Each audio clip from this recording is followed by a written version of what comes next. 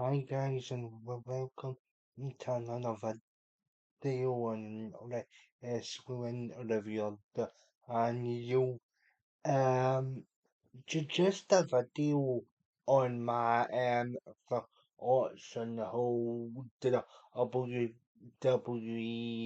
acquisition of Triple A which we play world wide. So what is the art is off, guys. I'm gonna get into the back story of this before I get of my thoughts. So it was announced during the Saturday um during the Saturday kickoff show for WrestleMania, which the WWE called Countdown, that WWE and TKO have announced the acquisition of Triple A Lucha Libre worldwide. Now, this is a company that's been in existence for a good number of years in Mexico. Obviously, its formation was very fractious, um, very fractious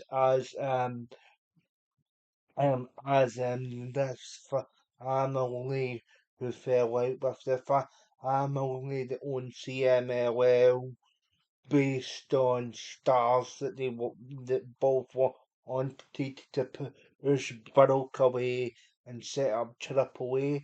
Now Triple A itself specifies in a mix of traditional lucha libre but with elements of 90s crash TV. It's not solely focused on the lucha libre aspect of it. That's more CMLL that's traditional in that field. But they have actually produced some of the top luchadors you see, like Rey Mysterio got his start in Triple A, the legendary Eddie Guerrero. You've also had Penta, who's on the current roster, who's absolutely sensational. He's taking the company by storm at the minute. He's a former Latin American champion in Triple A. You've got the Phoenix in there as well. Um, the some of the top guys in Triple A are exceptional, like the Kingo who interfered in the El Grande Americano match with Ray Phoenix on night 1 of WrestleMania. He is one of the top stars. He's well known, etc. But I'm going to actually get into the implications of it now and actually tell you what I think. And also as well, there's been a few formation changes already to the company. You have Jeremy Borash, who's been a part of WWE creative for the last few years. He's also had long stints in TNA.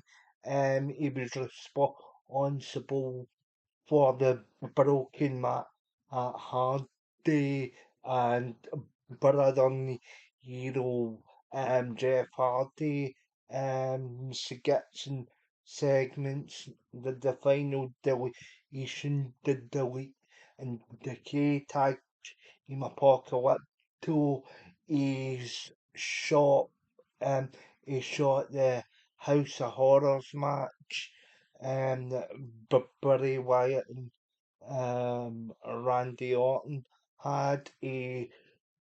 Shot the um he shot the John Cena the he shot the John Cena Bray Wyatt so on a skip for the WrestleMania 36 a Firefly Fun House match.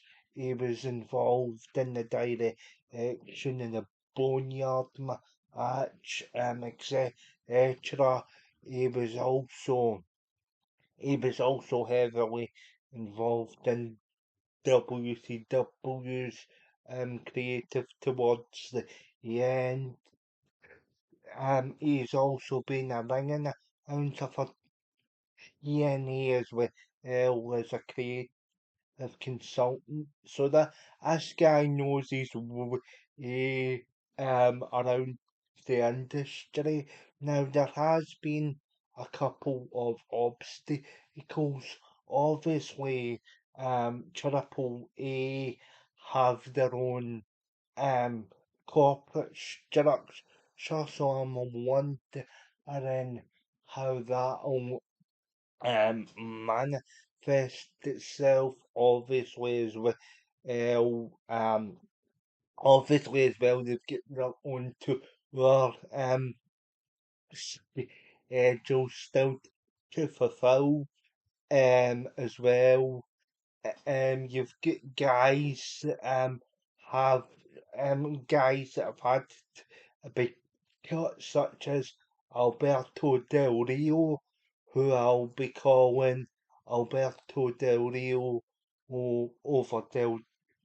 overrated Del up shit basically. Eh, this guy um th- this guy who had previously been suspended and you and for a fan incident had you have had the scandal with Paige who's Rhea and AEW with for certain adult orientated um um um oh you've had ye- you've had Oz trouble and DNA is the reason why he was fired from um DNA is because he failed to show up for scheduled dates for EV. You've also as well, he appears essentially as did at conventions and signing events. I've heard YouTubers say it's very difficult to actually um chat to and get a response from I know Sherwood Aaron Hill, which are underground shirt he doesn't want to know you. And the guy is just and the guy isn't really a professional. I think WWE done the right thing here because if you remember during his first stint with WWE, he kind of went into business arms elf and he put on the cross but he covered way too long and dislocated he the original Sin Cara's Emma Emma and us, but he said, "Oh no, the match still has to go on, etc." Now the original Sin Cara is back in Triple A under the Misty Icone name. So yeah, so there's a potential for the original Sin Cara to come back as Misty. So, obviously, during Money in the Bank weekend in Los Angeles, and there's going to be another pay-per-view called Orange Collide, obviously, if featuring the NXT roster. Or you've got the Triple A logo on the centre, or you've also got the traditional WWE logo, so maybe some in roster or wrestlers will feature in that show who are not directly involved in the Money in the Bank.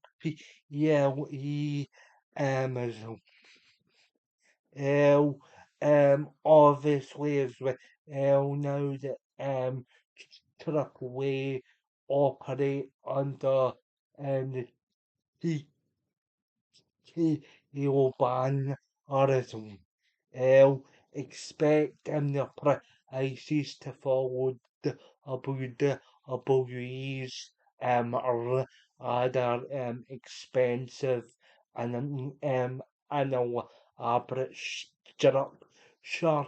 So if any of you are based in the Los Angeles area, limited combo tickets are on sale for both um of- or both uh, um or both the Orange Collide pay per view and of course the Money in the Bank pay per view.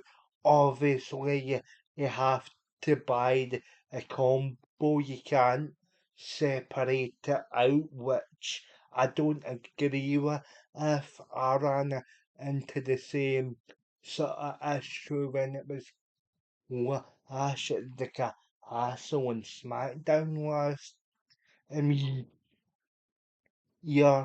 Um, so yeah, so yeah, just take that with a side of caution, because the prices are extortionate. But other than that, though, it provides a good opportunity to let um to some of the police stars actually have programs with some established WWE. And I know I know that um I know that user for for um um on the top rope who can't resist bashing the WWE at every opportunity. I know I know he has just basically said, "Oh, it's a bad idea for wrestling. Ooh, I suck arcade W's farts." And that's basically his MO. Basically, he is the prime example of tribalism in professional wrestling, but enough about that with SJW. We have done a on him in the past. He's an idiot, basically. But that's another story.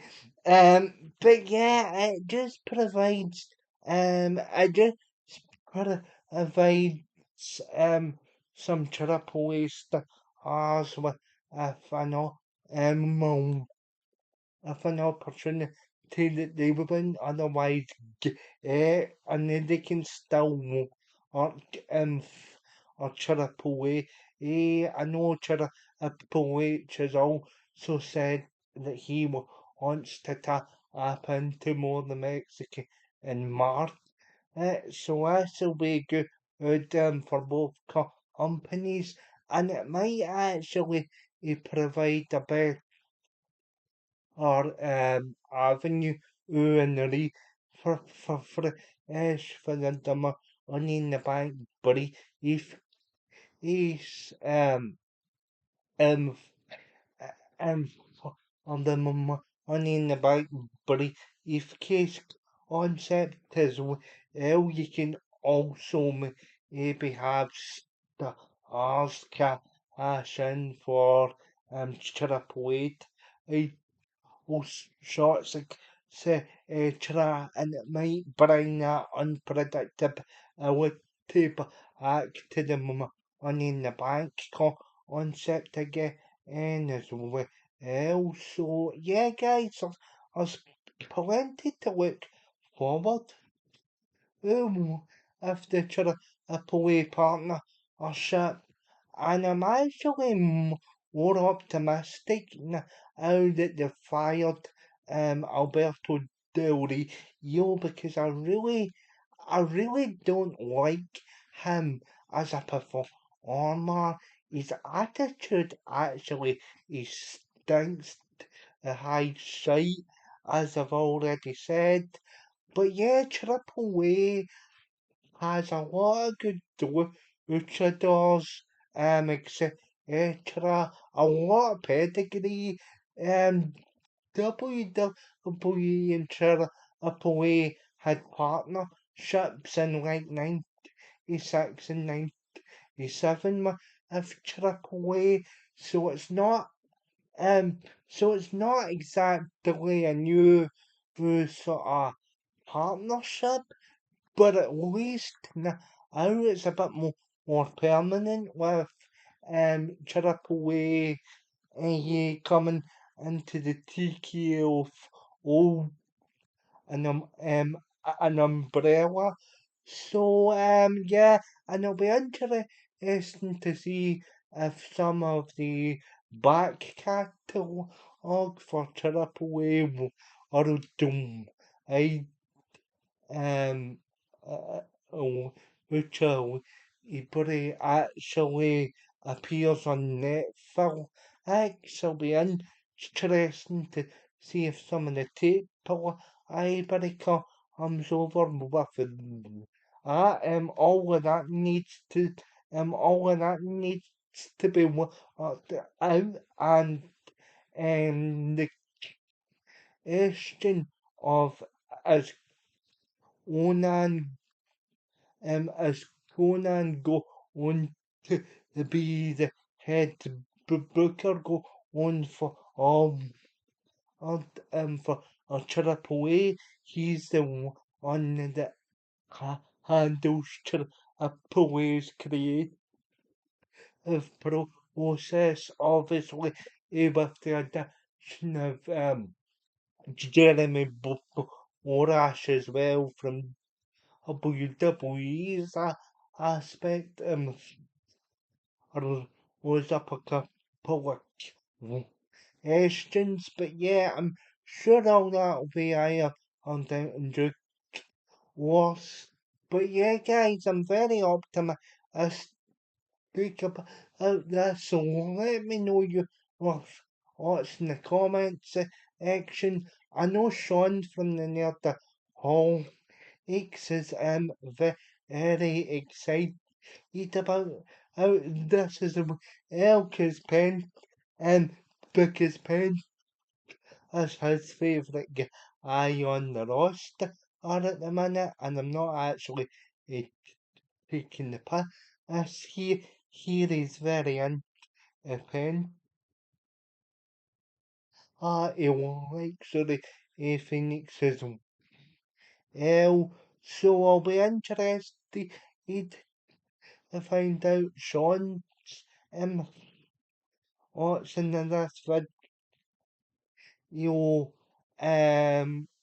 But yeah, guys, yeah, guys, but let me know your what's in the comment section. I've been wrestling in the review, and oh, and I'll see you all in the next video.